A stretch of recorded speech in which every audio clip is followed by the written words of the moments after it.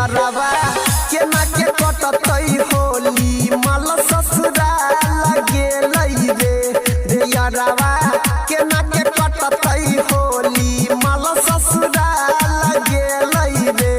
कि माल ससुराल गेलई रे हमर बुरा हाल भेलई रे तो हमर लोडा रहत चचकारी फेदा में डाल गेलई रे यारवा के ना के कटतई होली कि माल ससुराल गेलई रे। अभी आप सुन रहे हैं डीजे वाही से मां दुर्गा म्यूजिक की प्रस्तुति।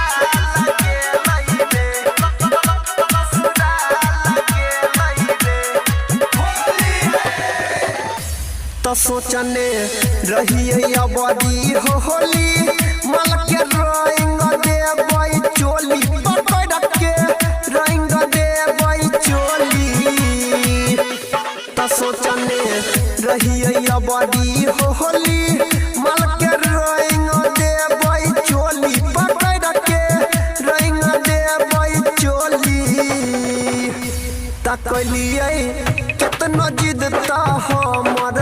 बात के टल गेलई रे यारवा के ना के कटतई होली हिमाल ससुराल गेलई रे। डीजे सुमित सतीश डीजे सुमित सतीश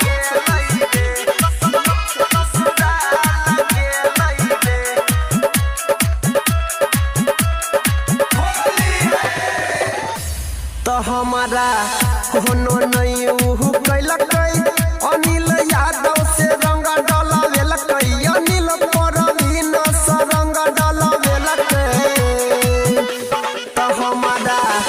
होनो नहीं उहु कैलकै देवेंद्र परवीन से रंग डलवेलकै अनिल परवीन से रंग डलवेलकै तो राइटर अंकित सुतल छै काल से